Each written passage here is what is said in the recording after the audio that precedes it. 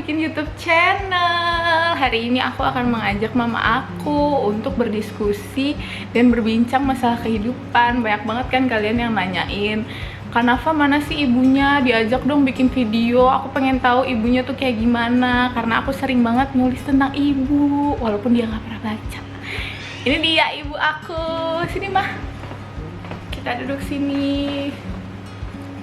Halo, perkenalkan dulu dong, namanya siapa? Hai, lembut banget suaranya. Ini mama aku, namanya Mama Nur. Gitu, jadi kan kemarin aku udah open question sama kalian. Sebenarnya aku cuma pengen ngobrol-ngobrol aja sih, dan pengen ngasih tahu ke kalian kenapa punya pemikiran seperti ini, karena dia. Jadi pertanyaan pertama datang dari, udah nggak usah aku sebutin namanya ya. Gimana cara ibu ngelahirin orang kayak kamu bisa hebat gitu sih kak, hahaha gitu. Ceritakan gimana cara emang ngelahirin dan mendidik aku mah. Sama kayak mama-mama yang lain. Gimana tuh? Apalagi untuk anak yang pertama ya, serba penuh surprise untuk ibu, untuk seorang ibu. Dari mulai membentuk karakternya, dari mulai dia kecil, mendidiknya. Tapi yang utama sih dari awal memang pendidikan agama yang utama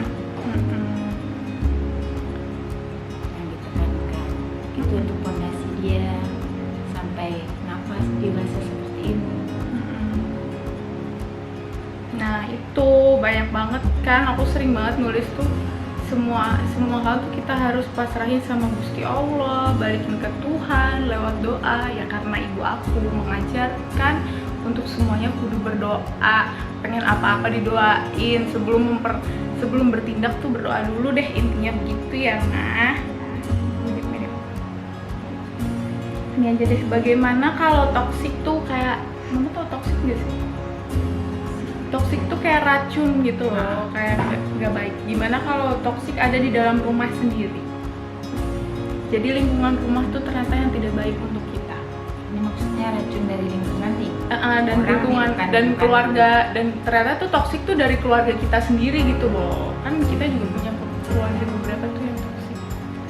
Bagaimana membangun kita agar tetap positif, tetap berpikir dan menjadi diri kita sendiri. Itu berasal dari diri kita sendiri. Kalau kita positif, dari diri kita positif aja, semuanya akan baik-baik aja.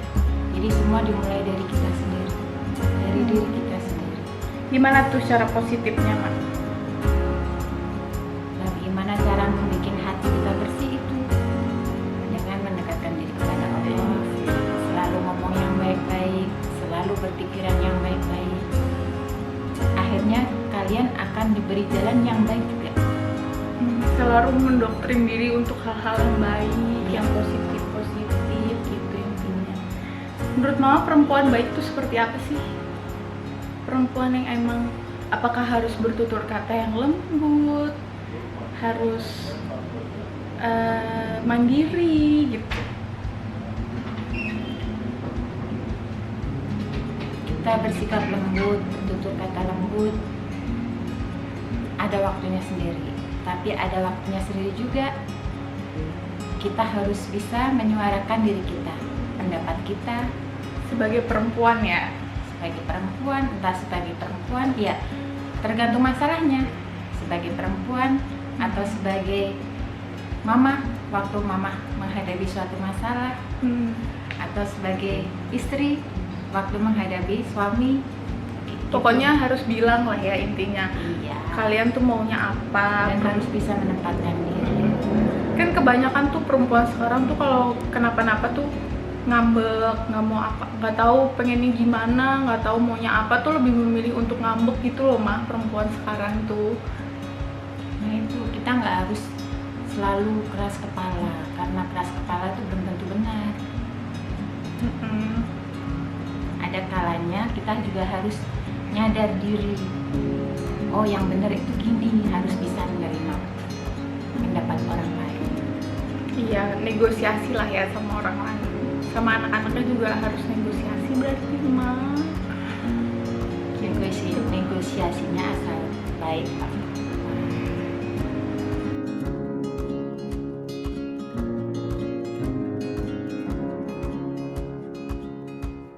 Terus ada lagi nih pertanyaan, apa makanan favorit yang suka dibikinin ibu? Apa ya? Semua makanan mama tuh favorit.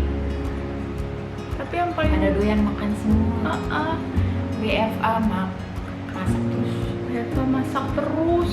Masakannya ganti-ganti terus. Masakannya request semua.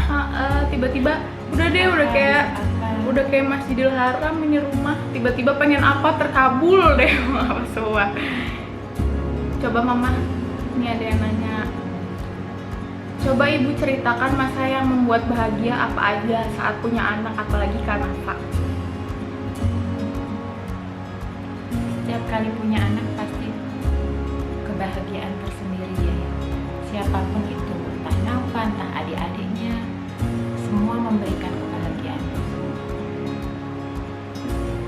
Karena telah lahir sosok baru di keluarga yang insya Allah akan jadi anak yang soleh, solehah, yang bisa doain orang tuanya kalau sudah meninggal. Jadi hal apa yang paling membahagiakan gitu, entah aku pas tiba-tiba juara apa gitu, tiba-tiba mama aku kasih apa gitu, satu hal, satu momen gitu, pasti nggak bisa inget deh momen-momen bahagia. Gilirannya nyakitin hati diingetin semua. Kalau momen bahagia, apalagi waktu kecil banyak sekali. Dipeluk sama Nafa waktu masih kecil sambil dia bilang, aku sayang sama mama, itu aja udah rasanya senang banget. Itu cuma momen kecil tapi bikin keinget selalu. Terus apa? Nggak ada berarti momennya Banyak sekali, nggak bisa diceritain. Tapi mama kan terhitung menikah muda nih di usia seperti aku sekarang. Dulu mama udah menikah kan? Ya. Kenapa mama memilih menikah di usia segini? Di usia 23 tahun ya. For your information, usia aku 23 tahun dan mama aku saat seusia aku udah punya anak ya? Udah, apa lagi menikah? 25 kamu lahir. 20, berarti 23 udah menikah. Aku 24 ya sekarang. Iya. Aku udah menikah. 23. Iya.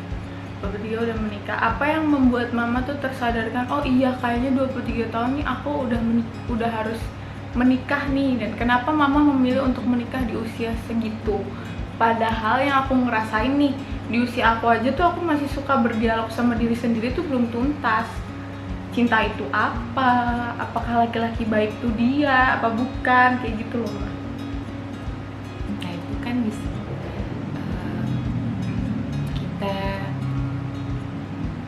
selalu minta kepada Allah kan. Nah itu mungkin jawabannya waktu-waktu itu.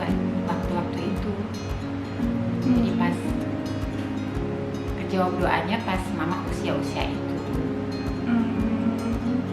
Jadi pas mama udah dewasa, udah selesai kuliahnya, memang berdoanya minta jodoh yang terbaik menurut Allah.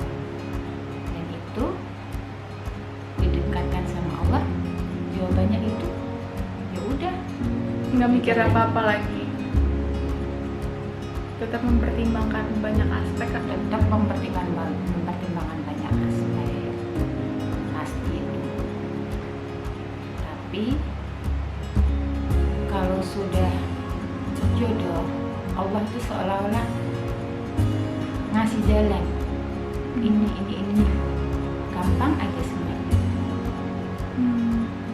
Meskipun ada kerikil-kerikil kecil tapi tetap akhirnya jadi juga gitu kalau Allah berkehendak.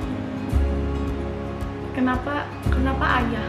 Ayah ada apa? Maksudnya kenapa mama bisa percaya tuh kayaknya ayah sosoknya gitu? Dari sholat. Karena mama sholat, melihat Iya. kepribadian ayahnya kayak gimana tuh, maksud aku.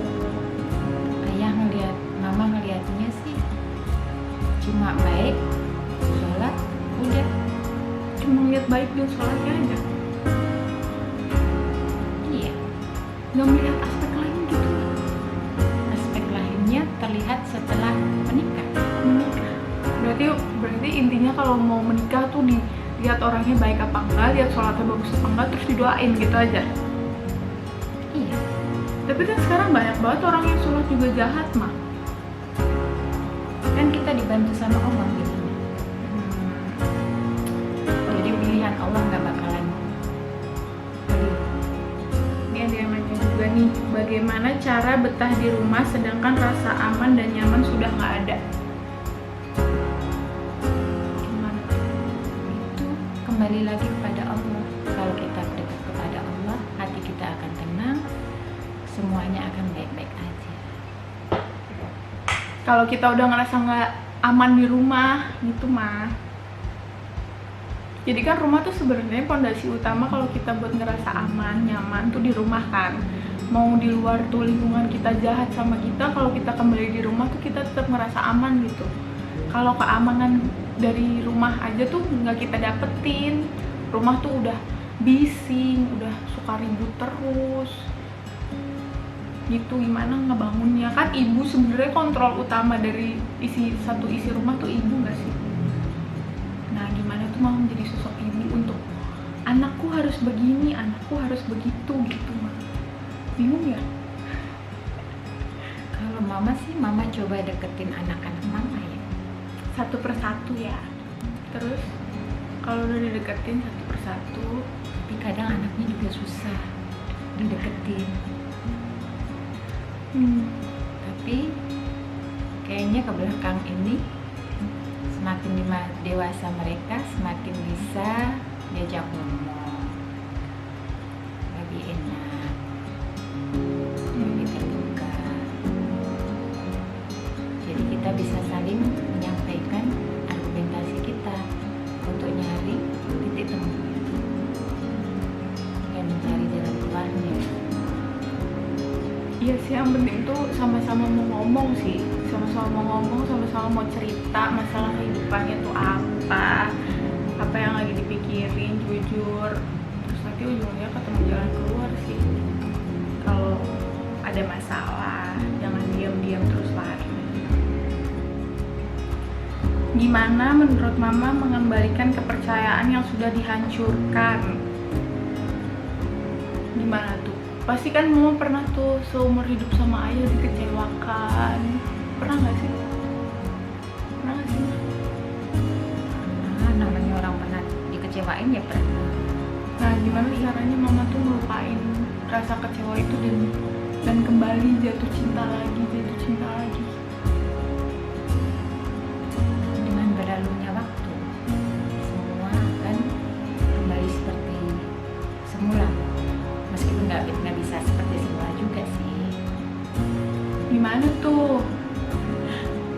Misalnya besok nih, kalau aku sih selalu mikirnya besok aku kalau punya suami gimana ya, masalahnya kan banyak. Masa iya aku mampu untuk menghadapi banyak masalah dengan satu orang yang sama? Itu kayak masih belum mungkin aja, makanya aku belum menikah gitu. Gimana caranya? Semua bisa dikomunikasikan sih. Yang penting kita bisa mau ngomong, jangan ngambek-ngambek diem aja, nggak bakalan selesai masalahnya. Iya sih, perempuan tuh. Biasanya sih kayaknya yang banyak ngalah. Tapi emang dalam suatu hubungan tuh harus ada yang mengalah dan harus ada yang itu sih, nggak bisa semuanya jadi keras, nggak bisa semuanya jadi. Cuma sifat wanita tuh kadang-kadang lebih banyak ininya sih, lebih banyak egonya. Iya. Dan sifat laki-laki kan lebih mending ya udah deh aku diem aja daripada ribut nanti gitu, nggak sih mah? Iya, mereka maunya diem dulu, tapi nanti pasti buka percakapan lagi buat nyelesain masalahnya. Nah itu gimana tuh, mama percaya nggak sampai mama tua umur segini, ya belum tua sih, sampai mama umur segini tuh mama percaya nggak dalam hubungan pernikahan mama tuh masih ada cinta yang setiap harinya mama bangun, mama jatuh cinta lagi sama orang yang sama, kayak gitu nggak? Ini berkaitan dengan masalah kecewa tadi ya. Nah, rasa percaya juga. Rasa percaya. Rasa percaya kalau sudah pernah dikecewain tuh memang susah banget. ini percaya lagi. Tapi kembali lagi ke ini, dikembaliin ke awalnya kita nerima si ayah ini dulu. Awalnya nerima mau menikah sama dia gitu ya. Jadi mama mikirnya sih ayah ini adalah lelaki terbaik yang dipilihkan Allah untuk mama. Jadi Allah nggak mungkin salah pilih. Apapun kekurangannya itu harus kita terima. Karena pasti nggak ada manusia yang sempurna juga kan. Dan mama mikirnya kalau mama sama si yang lain pun belum tentu seperti ini gitu. Bisa jadi lebih parah. Jadi mama setiap harinya nih masih jatuh cinta setiap harinya nih. Menurut mama Udah nggak jatuh cinta lagi sih, udah beralih ke rasa sayang. Rasa sayang itu lebih abadi. Tapi Gak bakalan hilang. berarti saat di usia pernikahan yang udah berpuluh-puluh tahun ini rasa jatuh cinta tuh nggak ada, adanya rasa sayang. Masih ada cinta, Cinta ada. tapi lebih ke sayang. Sayang nyaman gitu kayak teman hidup kan, bukan sebagai pacar atau pasangan lagi, kayak teman hidup. Rasanya cuma pengen memberi aja. Nggak berharap untuk dikasih gitu ya. Tapi kalau nggak dikasih juga ngomong gitu. Gitu deh. Ada yang nanya juga nih, apa kriteria laki untuk menjadi suami Nafa menurut ibu? Apa tuh? Anaknya yang bisa jawab sendiri. Kalau mamanya sih Ya nggak, menurut mama tuh aku pengen deh punya mantu kayak gini gitu. Banyak banget yang nanya kayak gitu soalnya. Menurut mama aku pengen deh punya mantu kayak gini gitu mah. Walaupun juga semuanya solih orangnya harus solih itu nomor satu. soleh itu sholat mengaji lah ya. Sholat, mengaji, tingkah lakunya kan kelihatan kalau orang solih. Gimana tuh? Dia ngomongnya santun, terus pokoknya di wajahnya kelihatan orang yang baik itu.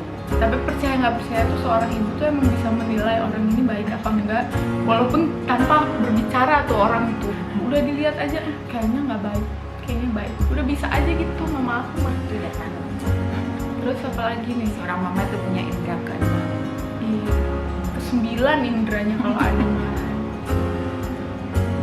Terus apa lagi mah?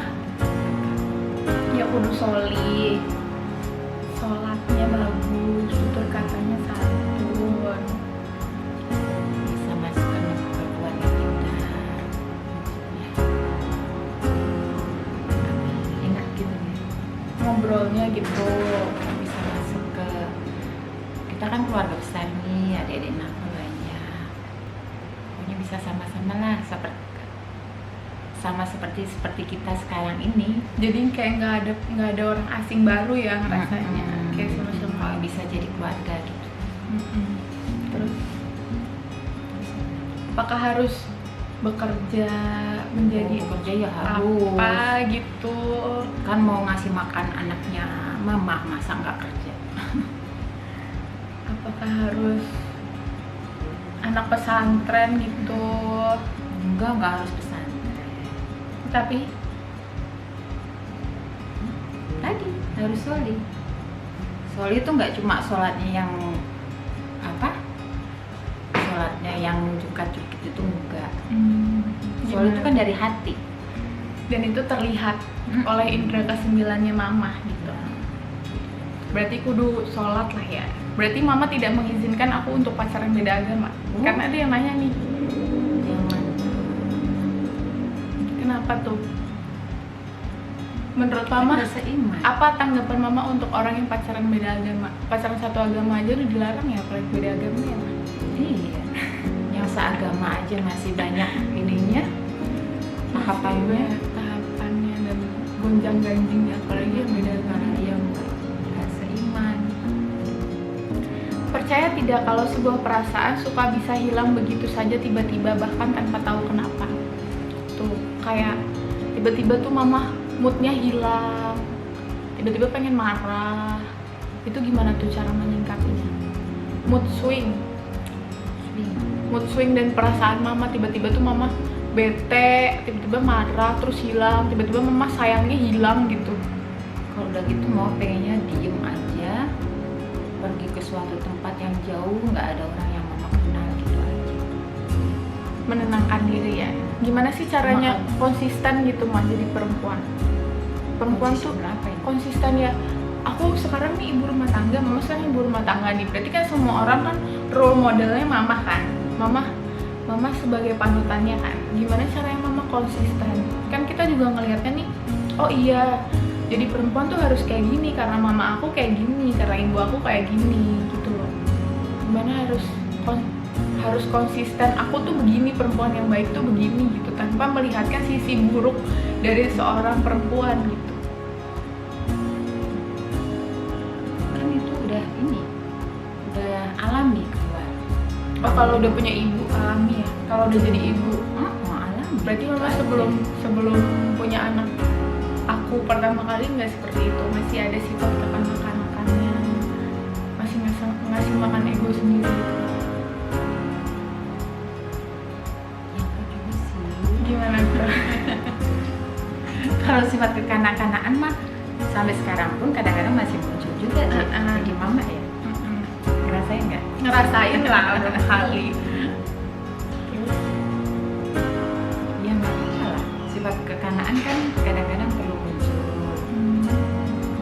biar kalian juga bahagia kan. Asal kekanak-kanakannya nggak yang parah banget gitu. Sifat kekanak-kanakannya sih asal biar bisa main aja sama anak-anak. Ada yang nanya nih, menurut mama Kak Nafa tuh seperti apa di keluarga? Dia anak yang dewasa, Kadang-kadang dewasa ya. kadang dewasa, berusaha menyelesaikan masalahnya sendiri dan masalah orang-orang yang di sekitarnya, terutama adik-adiknya. Karena Nafa di keluarga kami memang cucu paling besar. Dan anak pertama juga. Jadi memang dulu juga tumpuan kasih sayangnya ke Nafa semua karena cucu pertama ya, baru satu-satunya. Makanya dia agak keras kepala karena merasa disayang sama semua. Jadi sifat keras kepala aku tuh dari situ lah. Maksudnya gara-gara Bisa aku jadi. awalnya disayang banget gitu, Bisa sampai jadi. akhirnya aku nggak bisa kalah. Bisa jadi. Tapi menurut aku perempuan yang mandiri tuh harus punya sifat keras kepala sedikit loh, untuk memperjuangkan apa yang dia mau. Iya nggak sih? Iya.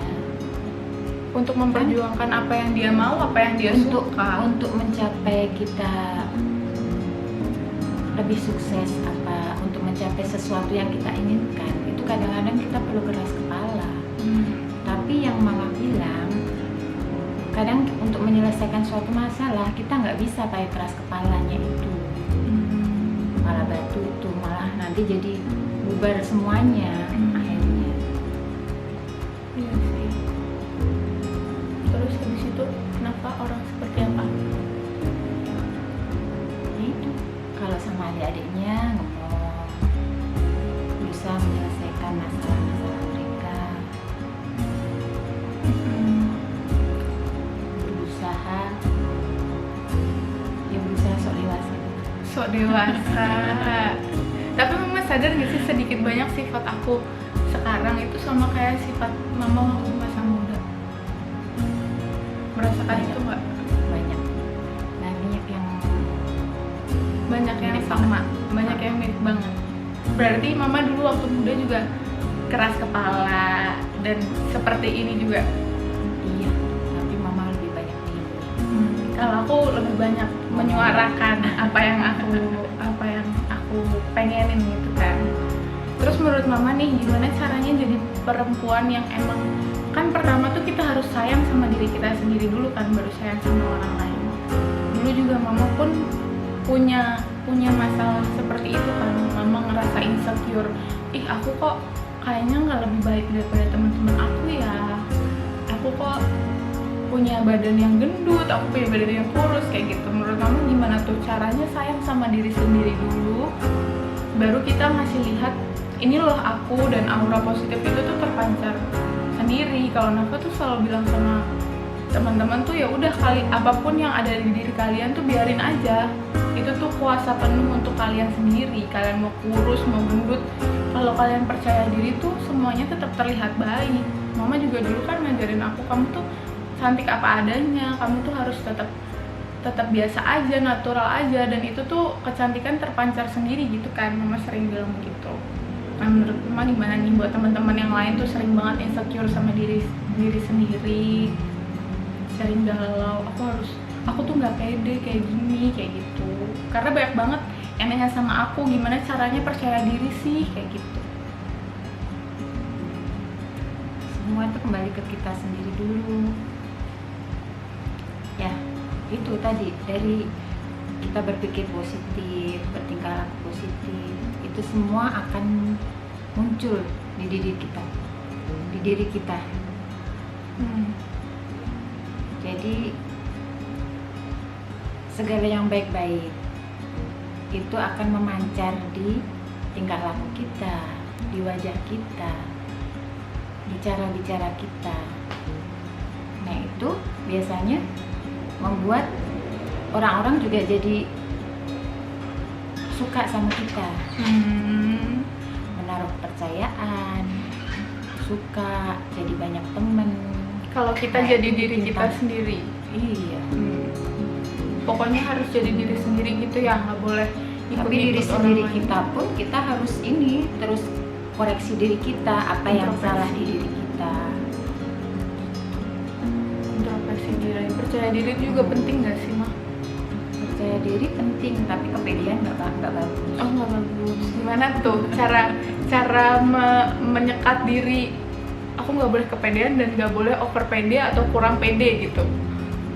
Gimana tahu keadaannya? Cara tahu keadaannya? Biasanya koreksinya dari teman-teman kita. Kalau teman-teman kita suka sama kita, itu berarti oke-oke aja. Tapi kalau ada salah satu teman yang jahatin kita, itu kita bisa introspeksi. Kenapa ya? Pasti ada sesuatu gitu. Apa kitanya yang salah? Kenapa? Gitu. Kita cari tahu. Apa kita terlalu ngomongnya terlalu gimana gitu, yang nyakitin hati dia, atau gimana?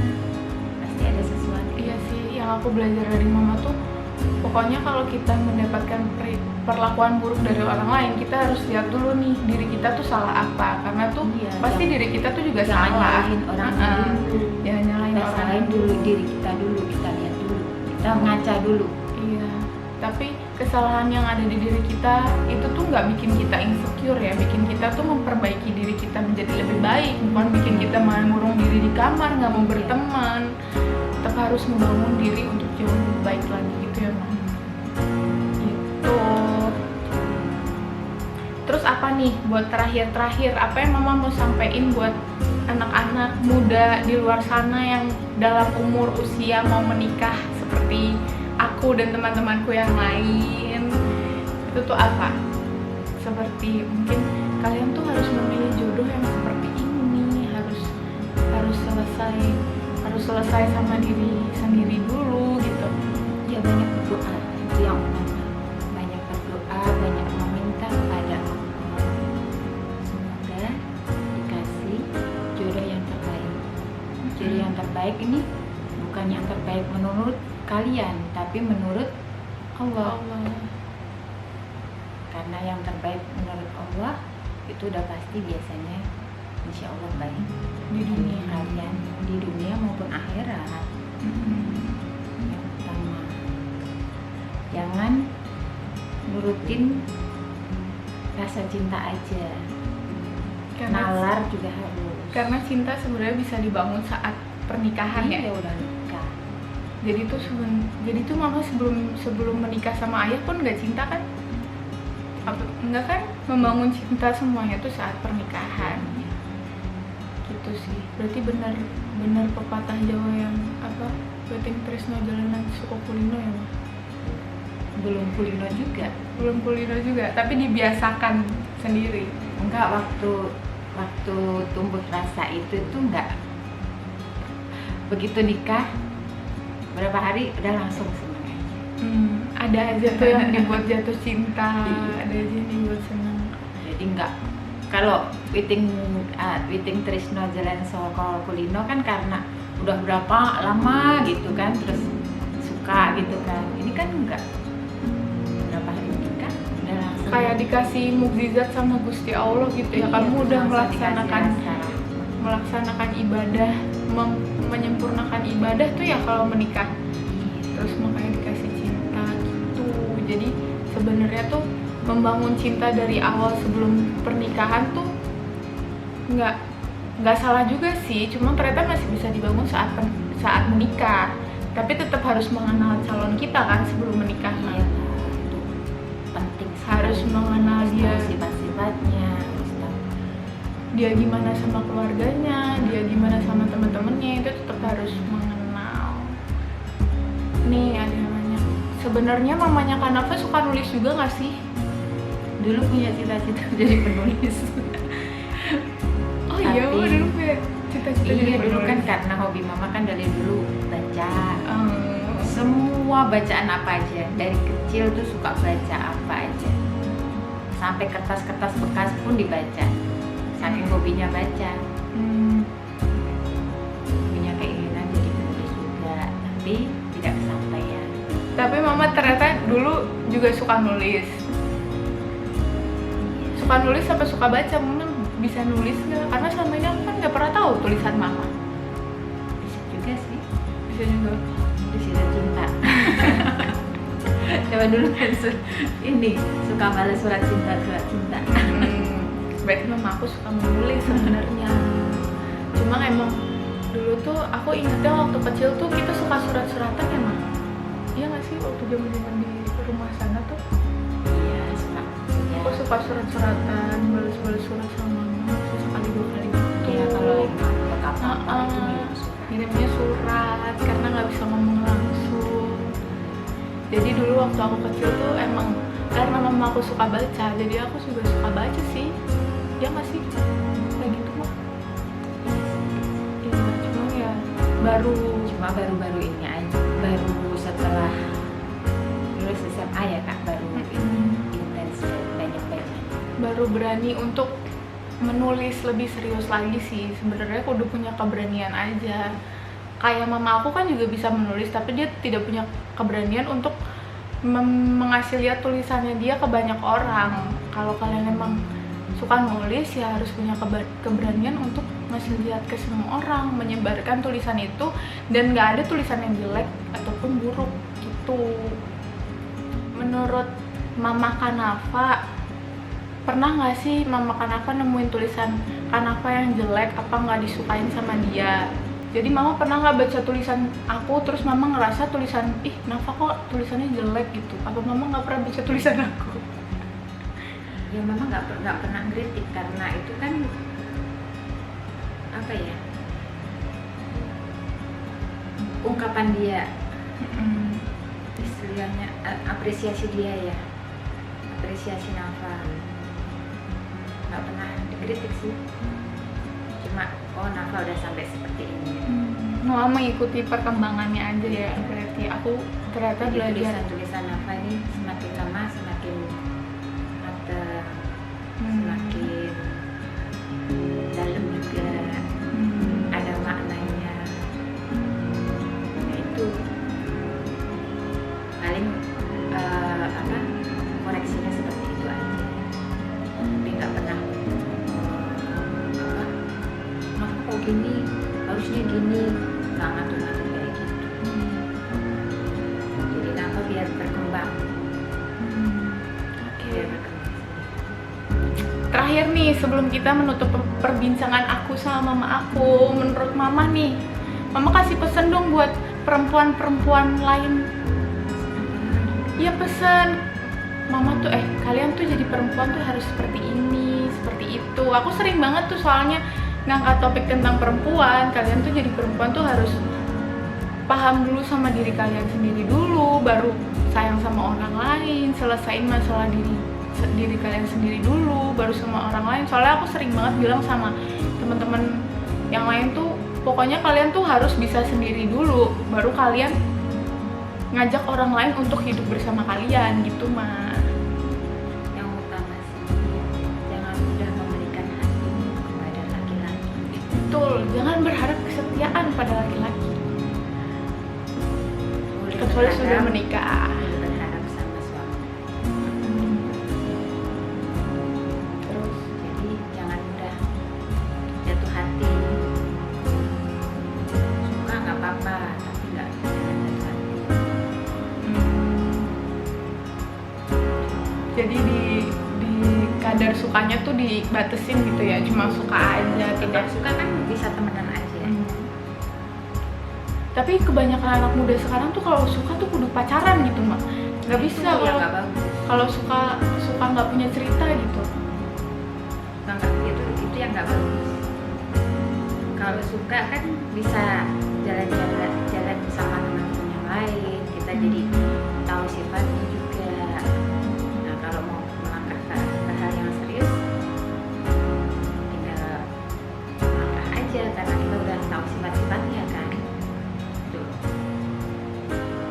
Dan rasa cinta itu akhirnya berlanjut setelah menikah. Berarti rasa cinta tuh Iya. kudu dibangun habis menikah gitu ya, itu yang bagus, biar tidak terjadi hal-hal yang membuat dosa sebelum pernikahan gitu. Pokoknya intinya berdoa aja sih kalau mama mah ngajarinnya. Dan percaya apa nggak percaya, selama jauh dari rumah tuh emang doa ibu yang selalu nolong kita setiap aku kenapa-napa, setiap aku kena masalah dan lain-lain gitu. Jadi jangan lupa makasih sama ibu. Terima kasih ya mama sudah mau gabung di YouTube channel aku. Dah nih, dadah semua.